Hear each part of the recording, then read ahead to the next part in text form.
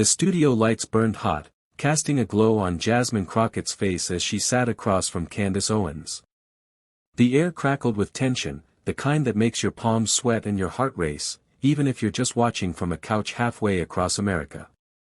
Jasmine, a congresswoman from Texas with a fire in her eyes and a voice that could cut through steel, had built a reputation for speaking truth to power. Tonight, on this live broadcast, millions were watching, waiting for the clash everyone had hyped up. Candace, sharp-tongued and unrelenting, leaned forward, her smile ablaze. "Jasmine," she said, her voice dripping with provocation, "you've been dodging the real issue. You talk about justice, but what about the secrets you're keeping? Care to share with America?" The accusation hung heavy, a spark ready to ignite. Jasmine's jaw tightened, but her eyes didn't waver. This wasn't just a debate, it was a moment that would define her, and she knew it. Jasmine had always been a fighter. Growing up in Dallas, she'd learned early that life didn't hand out fairness like candy. Her mother worked 2 jobs, her father was gone before she could remember his face, and the world didn't care much for a black girl with big dreams in a neighborhood where hope was a luxury. But Jasmine had a gift, her voice. In school, she'd argue with teachers, not out of disrespect but because she saw holes in their logic. By the time she was a lawyer, then a state representative, and finally a congresswoman, that voice had become a beacon for those who felt unseen. She carried their stories, mothers struggling to feed their kids, workers denied fair wages, kids who deserved better schools, into every room she entered. Tonight, though, wasn't about policy. It was personal. Candace had hinted at a secret, something Jasmine supposedly hid from the public. The internet was already buzzing, speculation running wild. Was it a scandal? A lie? Jasmine felt the weight of every eye in the studio, every viewer at home, waiting for her to crack. The host, a polished man with a knack for stirring drama, jumped in. "Congresswoman, Candace is suggesting you're not as transparent as you claim. What's your response?" Jasmine's heart pounded, but she took a breath, steadying herself. She thought of her grandmother, who'd raised her on stories of resilience, of people who stood tall when the world tried to knock them down.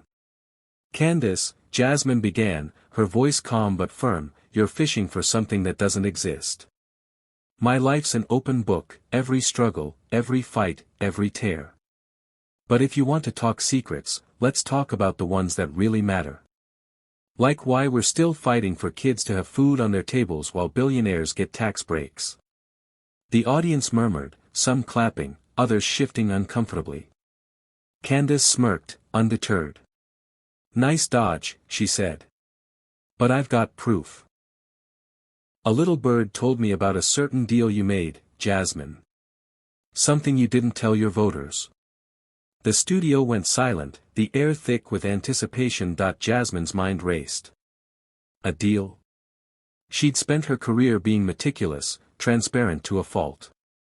Every vote, every decision, was weighed against the people she served. But Candace's words stung, not because they were true, but because they tapped into a fear Jasmine carried every day, that no matter how hard she worked, someone would twist her truth into a lie. She thought of the late nights in her office, poring over bills, answering emails from constituents who poured their hearts out to her. She thought of Maria, a single mom who'd written to her last week, begging for help after her son's school cut its free lunch program. Jasmine had stayed up until dawn, calling local nonprofits, securing funding to keep those kids fed. That was her life. No deals, no secrets, just a relentless fight for people who couldn't fight for themselves. But Candace's accusation was a grenade, and Jasmine knew she had to defuse it, not just for herself, but for everyone who believed in her. "Proof?" Jasmine said, her voice rising, not in anger but in defiance. "Show it, Candace. Because I've got nothing to hide. You want to talk about deals? Let's talk about the deals that keep people down, corporations dodging taxes, politicians ignoring the poor. That's the real scandal." The audience erupted, some cheering, others shouting. Candace leaned back, her smile faltering for a split second. But then she dropped the bomb. I'm talking about your charity, Jasmine. The one you funnel money through. Care to explain where those funds really go? The accusation hit like a punch. Jasmine's charity, Hope Rising, was her pride and joy, a small organization she'd started to help families in her district with emergency aid, rent, groceries, medical bills. Every dollar was accounted for, every receipt public. But Candace's words were poison, and Jasmine could feel the doubt creeping into the room. For a moment, Jasmine froze. Not because she was guilty, she wasn't, but because she saw the trap. Candace didn't need proof, she just needed to plant the seed of mistrust. Jasmine could see it now, the headlines, the X-posts, the endless cycle of lies that would drown out her work. She thought of her team, volunteers who'd given up weekends to distribute food, mentors who coached kids through college applications. She thought of Maria's son, who'd smiled for the first time in weeks when Jasmine told him his school lunches were safe. Anger surged through her, not at Candace, but at the idea that her life's work could be reduced to a soundbite. You want to talk about Hope Rising? Jasmine said, her voice shaking with emotion. Let's do it. That charity has fed families, paid rent for people facing eviction, sent kids to camp who'd never seen a lake. Every cent is tracked, every dollar goes to people who need it. You want to tear that down? Go ahead. But you're not just attacking me, you're attacking every person we've helped. The studio was silent, the weight of her words sinking in. Candace opened her mouth, but Jasmine wasn't done. She stood, her chair scraping the floor, and pointed to the camera. This is for everyone watching. I'm not here for fame or power. I'm here because I know what it's like to be hungry, to be scared, to feel like nobody's listening. If you think I'm hiding something, come to my office. Look at my books. Talk to the families we've helped. But don't you dare sit there and pretend you care about truth when all you're doing is tearing down someone trying to build something better. The audience roared, a wave of applause that shook the studio. Even the host looked stunned, his script forgotten. Candace's smirk was gone, replaced by a flicker of uncertainty. But Jasmine didn't care about winning the debate. She cared about the people watching, the ones who needed to know someone was still fighting for them. Then came the unexpected turn. As the show cut to commercial, a young woman approached Jasmine backstage. She was trembling, her eyes red from crying. Congresswoman, she whispered, I'm Maria's sister. She told me about what you did for her son. I was in the audience. I didn't know if I could trust you after what she said. She nodded toward Candace, who was already surrounded by cameras, spinning her narrative. But I heard you. And I believe you. Jasmine's throat tightened. She hugged the woman, whose name was Lila, and listened as she poured out her story, how she'd lost her job, how she was afraid she'd lose her home, how she'd felt invisible until tonight. Jasmine didn't hesitate. Come to my office tomorrow, she said.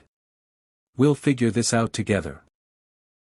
It wasn't just a promise, it was a vow, one Jasmine had made to herself long ago. No one gets left behind. The next day, the headlines were brutal. Some praised Jasmine's passion, others twisted Candace's accusations into clickbait. But Jasmine didn't read them. She was too busy meeting with Lila, connecting her with a job training program through Hope Rising. Word spread, and soon, others came. Families, single parents, veterans, all drawn by the story of a congresswoman who didn't just talk but acted.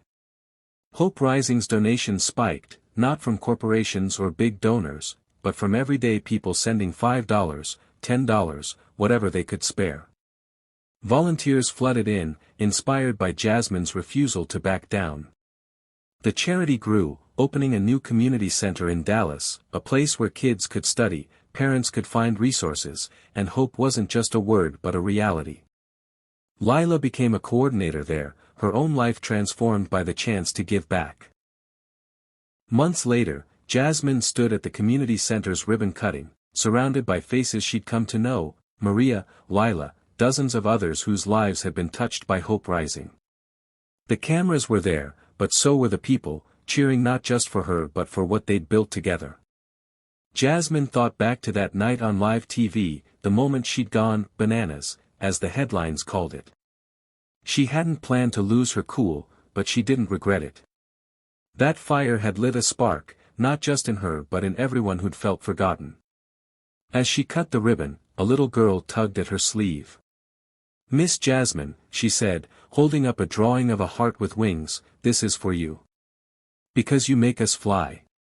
Jasmine knelt down, tears in her eyes, and hugged the girl tight. The story of that night didn't end with a viral clip or a debate score. It ended with a community rebuilt, with people who'd felt invisible finding their voice, their strength, their hope. Jasmine learned something, too. Kindness isn't just a gesture, it's a force, a tidal wave that can drown out lies and lift up lives. To everyone watching, she had a message: you don't need a title or a stage to make a difference. Your voice, your heart, your hands, they're enough. Use them. Build something. Love someone. And never, ever let the noise of the world drown out the quiet power of doing what's right. The moral of the story is, true strength lies in unwavering integrity and compassion, even in the face of adversity.